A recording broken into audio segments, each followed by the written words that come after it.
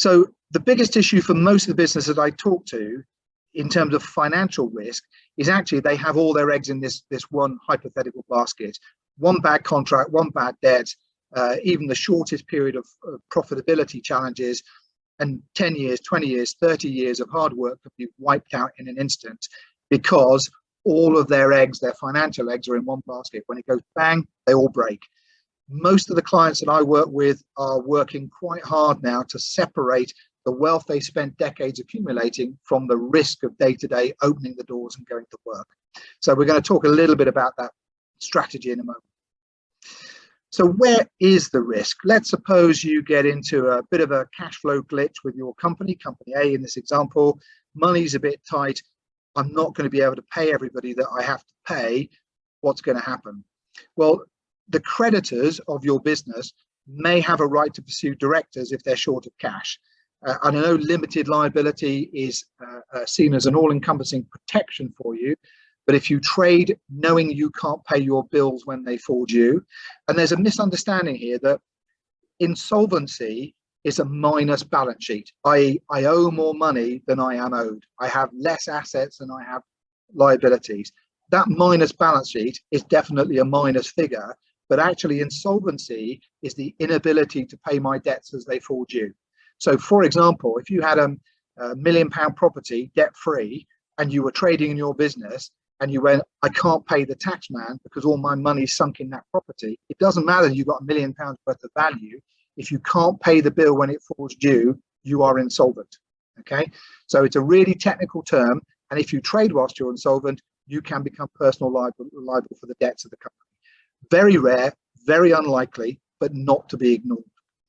So all trade creditors you buy from, they can have a slice of it. Any government debt, bank or other funders, employees for redundancy or other wages, all of these external parties want a slice of the pie when things go wrong, okay? They all want their bit of the cake. The problem for a lot of them is there isn't enough cake to go round, and that's when your financial risk may become personal if you've given personal guarantees or you've traded whilst insolvent. So what can you do? Well, we would suggest that you set up a new holding company. All the good stuff is shoved up to the holding company. So property, plant and equipment, anything of any value. A taxi company I did some work for, that's where the phone number was owned, because that was the only valuable asset, was the phone number in 300,000 people's mobile phones pre-programmed.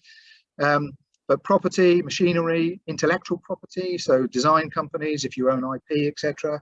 And cash, of course, if you've got surplus cash, you want that somewhere safe. So we want all these good things up in the holding company, because if we get it right, the creditors of that subsidiary company can't get their hands on all the good stuff that's in the holding company, okay? That protection step is protecting all the good stuff in the holding company from all those people chasing money if the proverbial hits the fan. Now, I'll come back to this in a second, but rules apply and time is critical. You cannot set that structure in place today because you think the proverbial is going to hit the fan tomorrow. You have to have these things in place, and it usually takes somewhere between a minimum of 6 months and a maximum of 2 years before that structure becomes bomb-proof from challenge, okay? So we're not thinking about, do I think my business will go bust in the next 6 weeks? We're thinking about, is there a risk it might go bust in the next 5 years? And if there is, and there is in every business, then that structure will minimize your risk by putting good stuff in the top company and risky stuff, day-to-day risk, in the bottom company. If you want to, you can add division. So we have certainly plenty of clients who have multiple activities. They do various different things. One of my care home clients, every care home is run in a separate company. So if one has a catastrophe, a CQC deregistration or something, excuse me, it doesn't impact on the others. The value from each of those companies is still passed up to the holding company. But what it means is the branding is clearer. So if you're doing completely different things, so you might do, I don't know, home extensions are us through one company and public finance initiative construction work at the other company. They're entirely different. They're run differently. They're presented differently. They have quite different branding or management, etc. Better management of each. In our business, for example, we have a consultancy business, Helium, that does a lot of business improvement stuff, and an accounting practice. They're very different businesses to run. One is a regular, steady, repeat business. One is a feast or famine, get the project or don't get the project. By putting them in separate businesses, we manage them better. Some activities may survive. If others fail, you haven't got all your eggs in that one basket. And the other thing is you've got a greater appetite for risk. So if you're thinking, I think it'd be a really good idea to get into solar panels, but actually we don't know that much about it. What I don't want to do is get into solar panels, find out it goes horribly wrong, and this business I've spent 20 years building is ruined by that adventure. You could set up a new company and say, okay, solar panels are us limited. We're going to do it in there. If it goes tits up, okay, we'll walk away from that one, but we still got this one. Again, all the value passed up to the holding company, but it does mean that you might take more informed and managed risks rather than, I don't want to do that because that risks what I've already built up. I don't mind trying it if I can ring fence that risk and do it as a self-contained operation, but I don't want to do it mixed up with everything else. And then that extends to, you can look beyond that to, okay, so should I split commercial contracts and local authority work? Some of my construction clients, every single development they do is done to a standalone new company. If there's an absolute catastrophe on that site, they just walk away from it. Many of them haven't ever done that, but they have the ability to do that if that site goes absolutely horribly wrong. You might decide that we want to run our business with high value contracts and project work separated from the small stuff we do around the edges, manufacturing versus design. You can do it any way you like, but the idea is if there are elements of your business that would be better separated from other elements of your business, put them in separate companies, shove all the money up every time you make anything.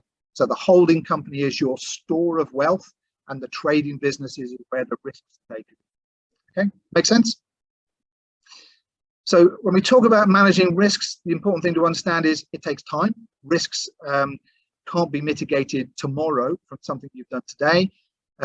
There are legal issues where if you put a new structure in place, it will take time before anyone can say, okay, I understood that. I knew what I was getting into. I traded with this business, as opposed to saying, hang on a minute, that was all smoke and mirrors. I didn't know you were doing that. You conned me out of some money. So 6 months to 24 months, that sort of time frame. It adds cost and complexity. Every company you add on is an extra company, set of accounts, tax returns, admin, et cetera, but it does remove this risk of all your financial eggs are in one basket. And that's the risk management that you've got to consider of whether that cost and effort is worth it to ring fence risk in areas of your business that concern you. And when you do that, it often does lead to faster growth because you're more focused on, okay, this is how we're doing it. I don't have to worry about that one because it's nice and safe and ring fenced. This one, we're going to push it, limit the amount of cash we put into it. If it works, it works. If it doesn't, we cut it loose and walk away.